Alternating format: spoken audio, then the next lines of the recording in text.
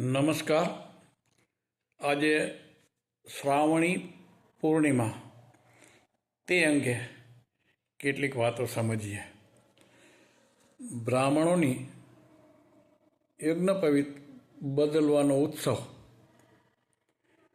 બહેનોનો રક્ષાબંધનનો ઉત્સવ અને વેપારીઓ માટે સમુદ્ર પૂજનનો ઉત્સવ. આમ આ શ્રાવણી પૂર્ણિમા એ ત્રણ ઉત્સવનો સંગમ છે. સંગમ એટલે ત્રિવેણી સંગમ કહેવાય, પવિત્ર તહેવાર કહેવાય. પ્રથમ યજ્ઞોપવિત. યજ્ઞોપવિત ધારણ કરવાના સંસ્કારને આપણી સંસ્કૃતિમાં 16 સંસ્કારોમાં ઉપનયન સંસ્કાર એવા નામથી ઓળખવામાં આવેલ છે.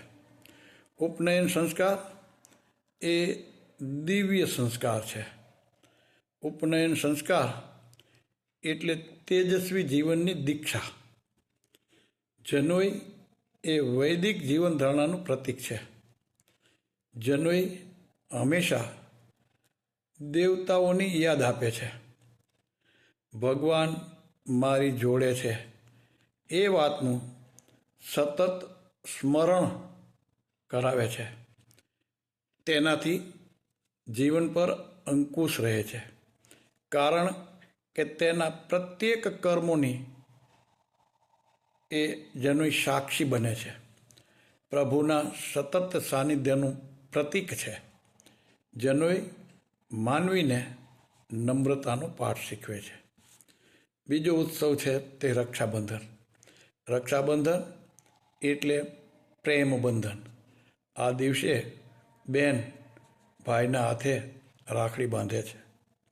રક્ષાબંધનનો ઉત્સવ એટલે દ્રષ્ટિ પરિવર્તનનો તહેવાર.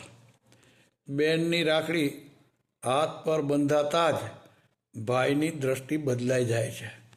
ભાઈના હાથે રક્ષા બાંધીને બેન પોતાનું રક્ષણ ઈચ્છે છે. રક્ષાબંધન એટલે ભાઈ બહેનના પ્રેમનું ઝરણું. ભાઈ અને બહેન પરસ્પર પ્રેરક, પોષક અને પૂરક છે એવો સંદેશો આપનાર આ ઉત્સવ છે. તેમજ ત્રીજો ઉત્સવ એટલે સાગર પૂજન. સરિતા કરતાં સંગમ અને સંગમ કરતાં સાગર એ વધુ પવિત્ર છે. સાગર ભરતી અને ઓટમાં એક સરખો જ પ્રસન્ન રહે છે. તે તેની મર્યાદાઓ ઓળંગતો નથી. સાગર એ ગુપ્તદાન કરનાર દાની છે. સાગર પૂજન કરનારે સાગર પાસેથી પ્રેરણા લઈ સાગર જેવા ગુણો પોતાના જીવનમાં લાવવા કટિબદ્ધ થવું જોઈએ. આમ ધ્યેયનું સ્મરણ કરાવતો, ભાવ જીવનને પુષ્ટ બનાવતો, સંપત્તિને ઈશ્વરાર્પણ કરવાનું સૂચવતો ઉત્સવ એટલે આ શ્રાવણી પૂર્ણિમાનો ઉત્સવ. આ ઉત્સવ આપણા જીવનને પણ પાવન કરે એ જ પ્રાર્થના. અસ્તુ. જય શ્રી કૃષ્ણ. સૌનું મંગલ થાઓ.